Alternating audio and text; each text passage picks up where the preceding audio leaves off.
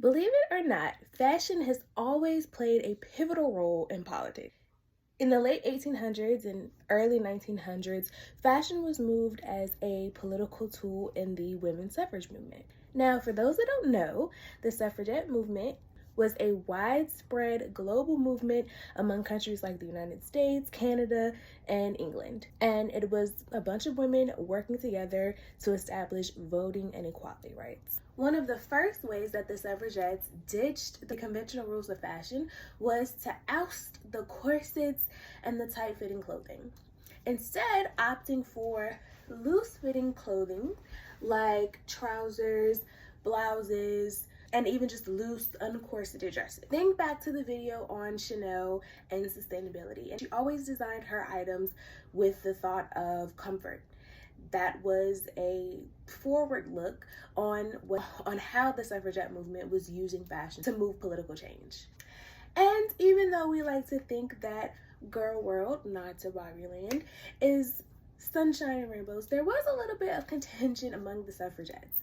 Suffragettes like Elizabeth Cady Stanton felt like loose clothes and men's style clothes like trousers and blouses was the right way to go to show that women were up to the challenge and deserved voting rights. And on the other hand, suffragettes like Susan B. Anthony felt like women didn't have to give up their femininity and how they dressed if they liked it just to deserve the right to vote. Now, in 2023, we can freely say that both women were right. You should be comfortable, and what you wear shouldn't disqualify you from voting by any means necessary.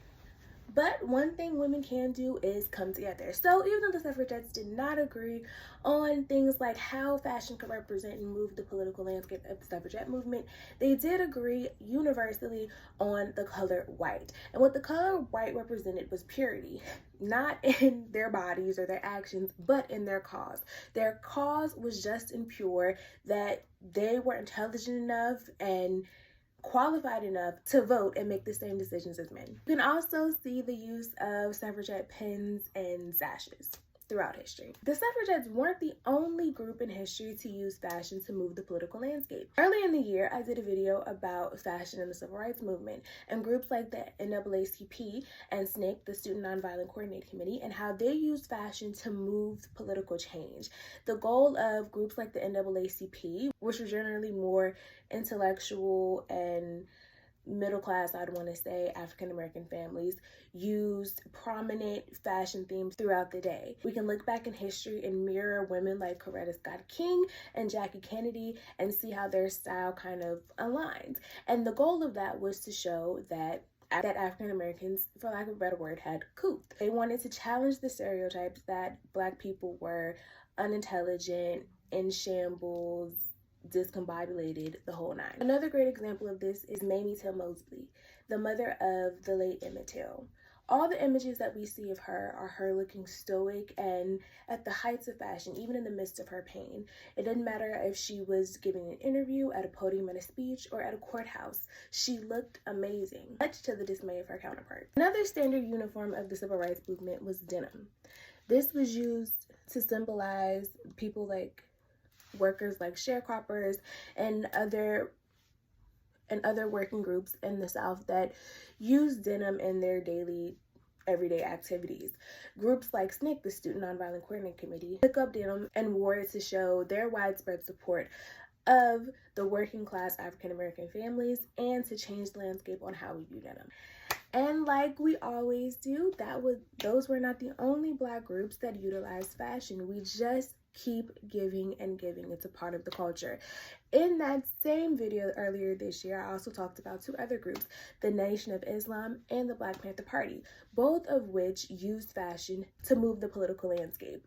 The Nation of Islam is always seen in uniformed, militaristic style wear. You think of them when you see them on the streets now, wearing the nice suits, very tailored etiquette, Malcolm X-esque, if you will. And similarly, but also different, was the Black Panther Party, who used that same concept of uniformity and militaristic might, militant, if you will.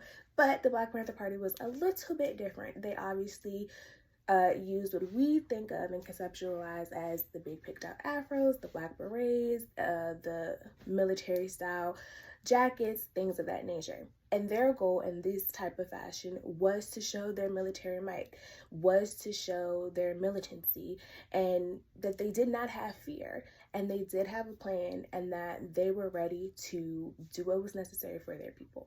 And if we fast forward just a little bit in time to the 70s, we get the women's liberation movement.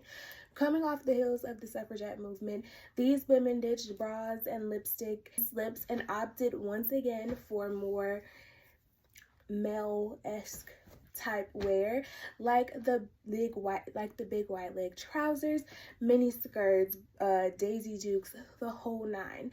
Just free liberation.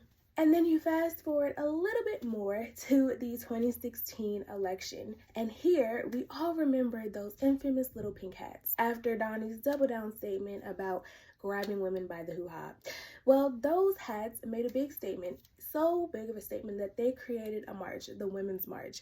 And although the Women's March didn't totally get what they wanted, which was a Donald Trump free presidency of the United States of America, it did make some political waves.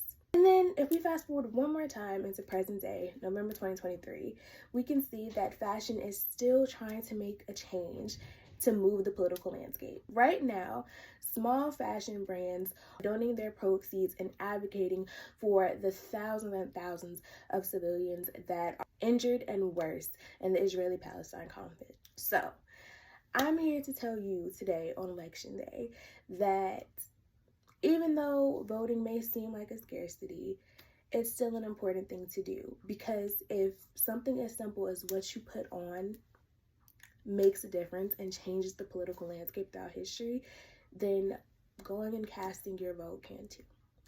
I'm gonna vote today. I hope you do too.